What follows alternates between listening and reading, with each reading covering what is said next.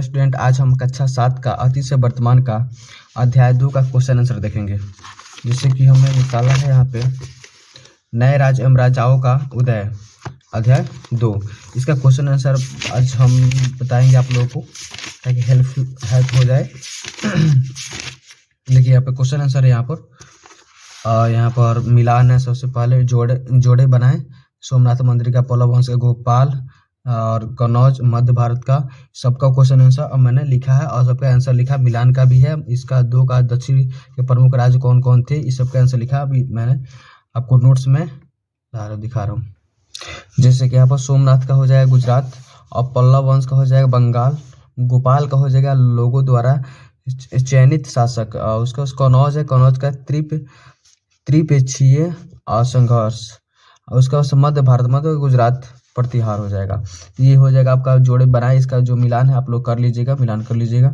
और यहाँ पर 2 नंबर क्वेश्चन क्या कह रहा है, दक्षिण के प्रमुख राज्य कौन कौन थे। तो 1 नंबर हो जाएगा चोल, दूसरा हो जाएगा चेर, तीसरा हो जाएगा आपका राष्ट्रकूट, और चौथा हो जाएगा आपका चालुक्य।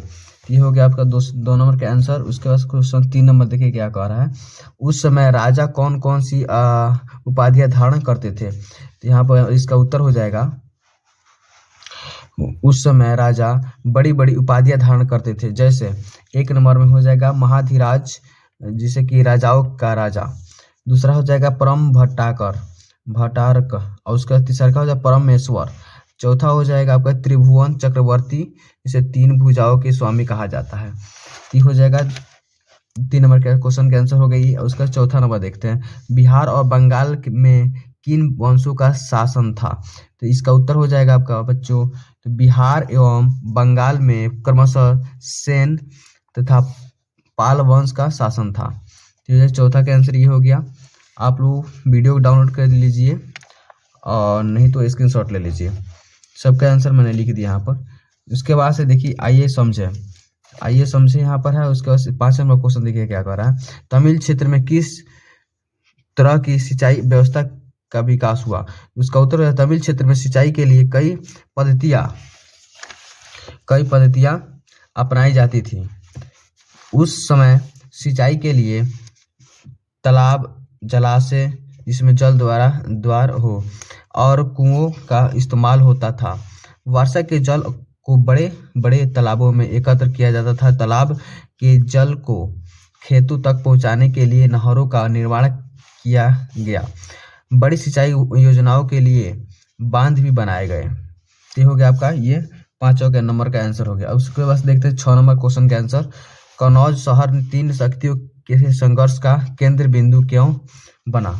6 नंबर का आंसर हो जाएगा इसका, कनौज उत्तर भारत का एक प्रसिद्ध नगर था, और जो इस नगर पर अधिकार कर लेता वह उत्तर भारत के राजा के रूप में प्रतिष्ठित हो जाता था। 2 नंबर देखिए क्या, कनौज गंगा तट पर स्थित होने के कारण नदी मार्ग से होने वाले व्यापार की दृष्टि से उत्तर एवं पूर्वी भारत के मध्य महत्वपूर्ण कड़ी था। पैराग्राफ चेंज कर दीजिएगा। इन्हीं कारणों से कनौज, गुर्जर, प्रतिहार, राष्ट्रकूट और पाल, ये तीनों का केंद्र बिंदु बन गया। उसके बाद 7 नंबर क्वेश्चन का आंसर देखिए। 7 नंबर क्वेश्चन क्या है, मोहम्मद गजनबी अपने विजय अभियान में क्यों सफल रहा।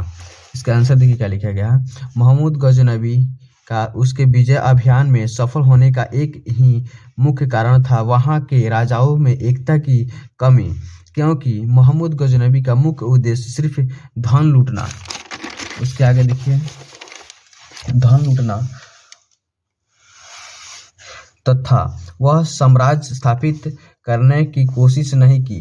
राजाओं के एकजुट न होने के कारण ही मोहम्मद अपने विजय अभियानों में सफल हो पाया। ये हो गया 7 नंबर का आंसर। उसका 8 नंबर देखेंगे। 8 नंबर देखिए क्वेश्चन क्या कर रहा है, सामंतवाद का उदय किस प्रकार हुआ। 7वीं से उसका उत्तर हो जाएगा, 7वीं से 12वीं शताब्दी के बीच भारत में सामंतवाद का उदय हुआ।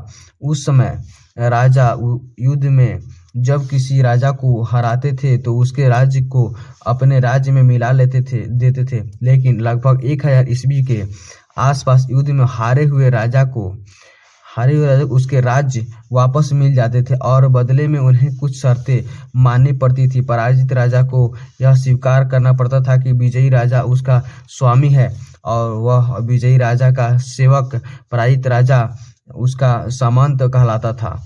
इसी प्रकार सामंतवाद का उदय हुआ। ये हो जाएगा आपका 8 नंबर का आंसर हो गया। 9 नंबर का देखते हैं। 9 नंबर क्वेश्चन देखिए क्या कह रहा है। तत्कालिक राजाओं की प्रशासनिक व्यवस्था आज की प्रशासनिक व्यवस्था से कैसे भिन्न थी। तो तत्कालिक राजाओं की प्रशासनिक व्यवस्था देखते हैं। तत्कालिक राजाओं की प्रशासनिक व्यवस्था आज की प्रशासनिक व्यवस्था से कई अर्थों में भिन्न थी। आज प्रजातांत्रिक व्यवस्था है, जबकि उस समय राजतंत्र था। जैसे कि 2 नंबर देखते हैं। उस समय के अधिकारी राजा की मर्जी से नियुक्त होते थे, जबकि आज प्रशासनिक सेवा के अधिकारी को कड़ी परीक्षा से गुजरना पड़ता है। तीसरा देखिए, उस समय महादंडनायक होता था जो पुलिस विभाग का प्रधान होता था, लेकिन आज दंड देने के लिए न्यायपालिका अलग है और पुलिस विभाग अलग है। आज पुलिस का काम दोषियों को पकड़ना मात्र है, दंड न्यायपालिकाएं दिया करती है। चौथा नंबर देखिए, भंडारिक जैसे अधिकारिक आज नहीं हुआ करते हैं। उस समय भंडारिक जैसा अधिकारी इसलिए हुआ करते थे क्योंकि कर अनाज के रूप में भी वसूला जाता था। ठीक हो गया। 9 नंबर का आंसर होगी। 10 नंबर देखते हैं क्वेश्चन के आंसर। क्या आज भी हमारे समाज में सामंतवादी व्यवस्था के लक्षण देखते हैं। इसका उत्तर हो जाएगा आज। देखने के लिए तो हमारे समाज में सामंतवादी नहीं है, पर उसका लक्षण हम आज भी समाज में देख सकते हैं, जो राजनीतिक बाहुबली के रूप में उदय हुआ है, जो किसी राजनीतिक दल से जुड़े हो रहते हैं और वो अपने ओहदे का धौंस दिखाकर जनता का भय दोहन करते हैं। ये होगा 10 नंबर का आंसर से। 11 नंबर देखिए क्या कर रहा है। मध्यकाल के मंदिर अपनी धन दौलत के लिए काफी प्रसिद्ध थे।